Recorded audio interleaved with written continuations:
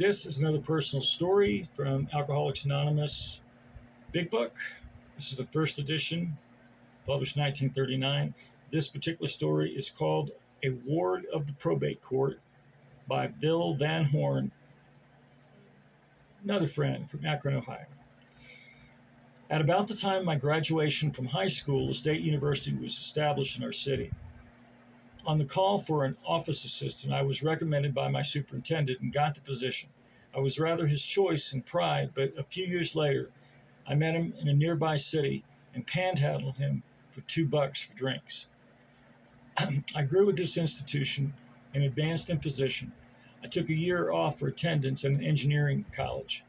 At college, I refrained from my hilarious celebrating or drinking. War was declared.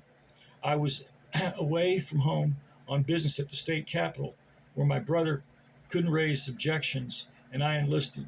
Overseas, I was on 5 fronts, from Alsace up to the North Sea. Upon relief from the lines back in the rest area, Vin Rouge and cognac helped me in the letdown from the trying circumstances.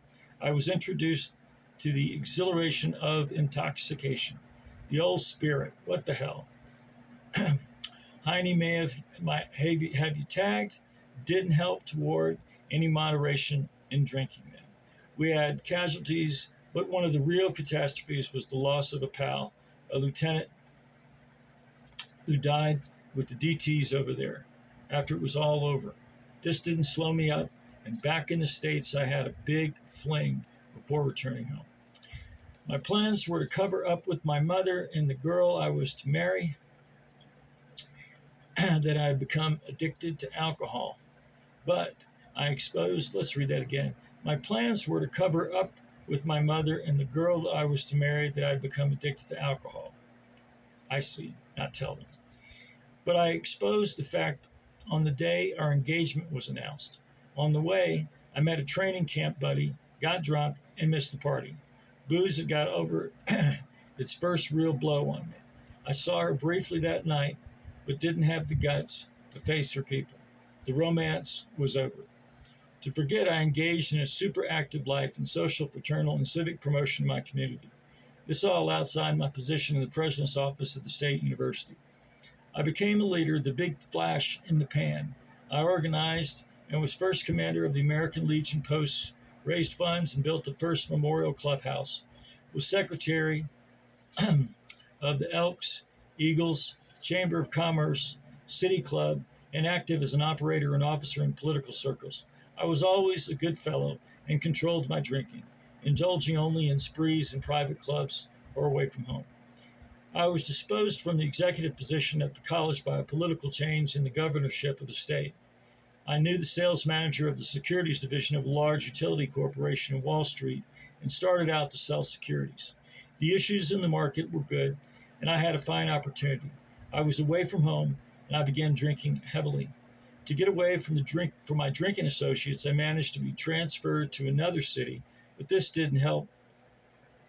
Booze had me. My sales and commissions diminished. I remained almost in continuous stupor on my drawing account until I was released. I braced up, got sober, and made a good connection with a steamship agency, a concern promoting European travel and study at most all-important universities in Europe. Those were the bathtub gym days, and for drinking in about my office, I held out in this position only for a year. I was engaged to be married, and fortunately, I got another position as salesman for a large corporation. I worked hard, was successful, and drinking became periodical. I was married, and my wife soon learned I was no social drinker.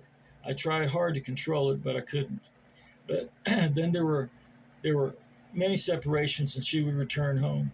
I'd make pledges and a sincere effort, and then my top would blow off again. I began here to take sanitarium treatments to satisfy my wife and folks.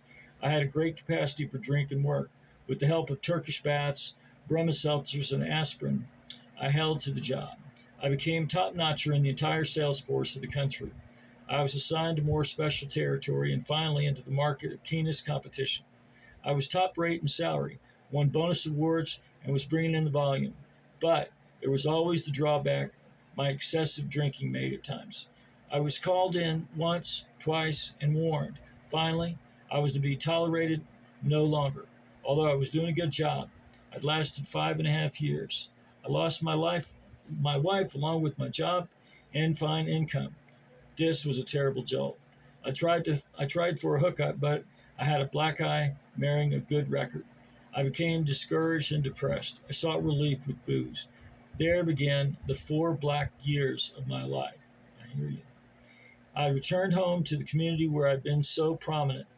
Those were dry days still, and I hung out at the clubs with bars, so I would last on a job but a few days, just until I could get an advance for drinks.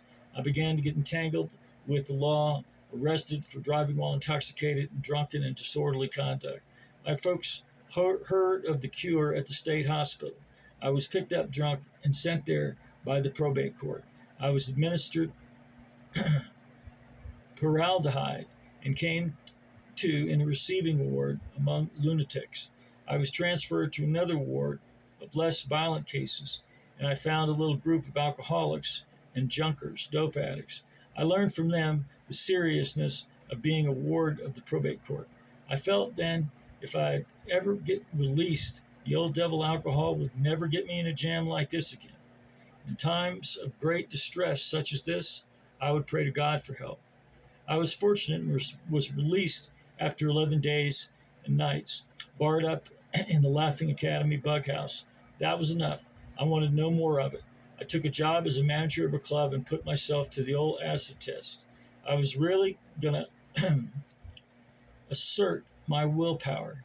I even tended bar part of the time, but never imbibed a bit. This lasted about 3 months. I went to an annual convention of my overseas division and came to be locked up in a cheap hotel room, new shoes, suit coat, hat, and purse missing. I must have slipped badly. Then followed much drinking and trouble. After a few arrests for intoxication, the law decided another sojourn to the state hospital would tame me. They jumped to stay this time from 11 days to 11 weeks. It was getting tough for me. I came out in good physical condition and held the fear of getting probated again, thinking the siege might be 11 months. I got another job and stayed dry for about 2 months and off to the races again. I became terribly weak, couldn't eat, and tried to get nourishment from booze and mostly only bootleg at that. One time I just made it into the hospital and had another time a police patrol took me to the hospital instead of the jail. I suffered badly from insomnia. As many as 3 shots in the arm had no effect. I would get in shape, back at it again. I was going to battle it to the finish. The time came when I was to be paid my soldier's bonus. I had the limit or maximum coming.